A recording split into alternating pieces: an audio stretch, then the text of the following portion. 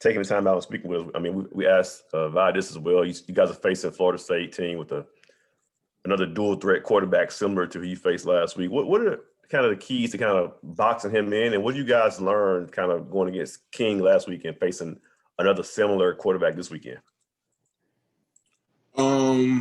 I think that we have like the keys. Now I don't think we have anything like really changed, just maybe little small things really.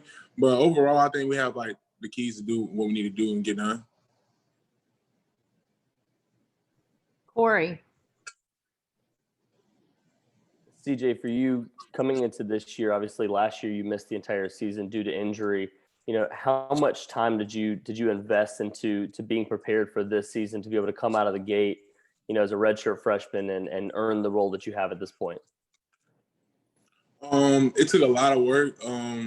Had to take a lot of sacrifices, especially with coming in and then not having the ability to work out with the strength staff. We had to figure out our own plan and stuff with the quarantine. So that was a sacrifice I had to make. So I had to figure out what I was going to do. And then I worked out with one of my friends back home. And we just kind of like made it like a habit. We just worked out every day, went over our sheets that we had. And then I carried over. And then I just kind of got like that work ethic. And it made things a lot more simpler to help me to develop and get on the field this year. So that was probably a big part. And over the last 2 years, obviously you've seen, one guy go to the NFL and now Aleem McNeil playing the way that he has. How much motivation has that been for you to get better and continue progressing at that defensive tackle spot? It's been a lot of like, it helps a lot because just seeing that it's capable and it's possible to happen here, and not just like knowing that what role that I'm taking now, and like at my age and the position that I'm in, being a redshirt freshman, and it's kind of like it's exciting, and I'm really blessed to have the opportunity. Thanks, CJ. David.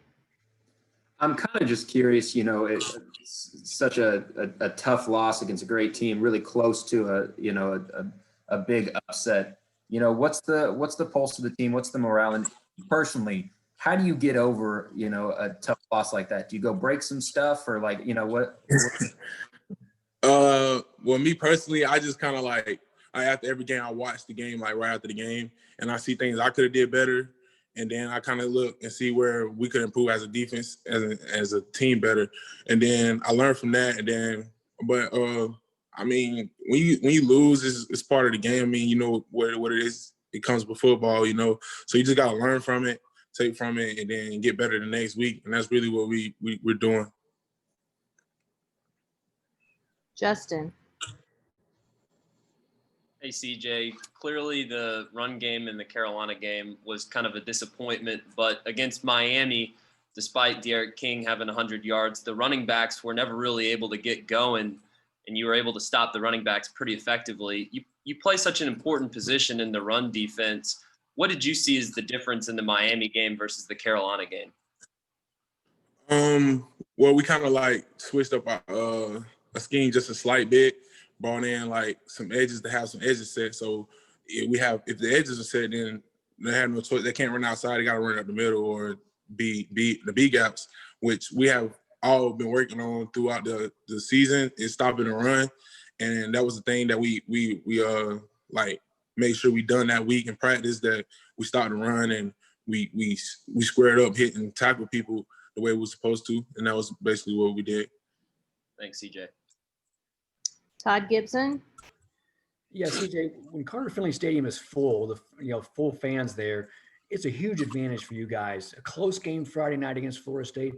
Do you feel if the fans would have been a full house, that would have given you kind of the extra juice to maybe pull out a win on Friday night? Well, I definitely believe that the fan base would have been like going crazy at the time because of the position that we was in. And so, yeah, I think it kind of affected. I don't know if it would have affected like the play or what happened, but I think it would have affected the game overall. Can you explain what the crowd gives you? I mean, as a player, just what are you feeling as the crowd is in a frenzy? What does that do for a defensive player like you? Well, definitely on third down, that's really when the crowd gets loud. It's like really exciting to me because I'm like, I'm on the field, it's third down. Like, who's going to be the person that made that play? It could be me or the man that left or right of me. So that's really the energy that gives me when I hear the crowd because they're behind us and I know that we got to make a play right here or else the tone's going to go down. We want to keep the same tone in the crowd. Thanks, CJ. Appreciate it. Charlie. Good afternoon, CJ. What you play, Florida State every year. So what do you, when you look at their offense, what do you see in them that pose a problem for you, as a defensive lineman?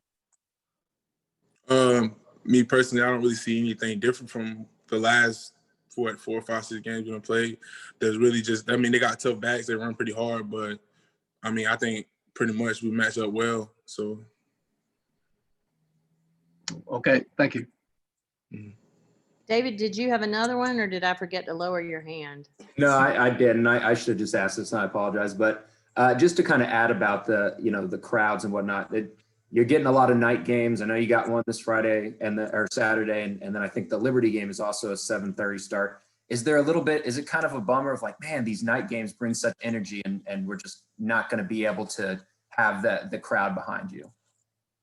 Well, I think that our crowd that we have now is doing a pretty good job because I hear them pretty good when I'm on the field. I can hear them pretty good. So, I mean, I don't really think too much about that because from I'm just happy to have fans in general. So that's a blessing. Sure. For sure. All right. Does anybody have anything else for CJ Clark?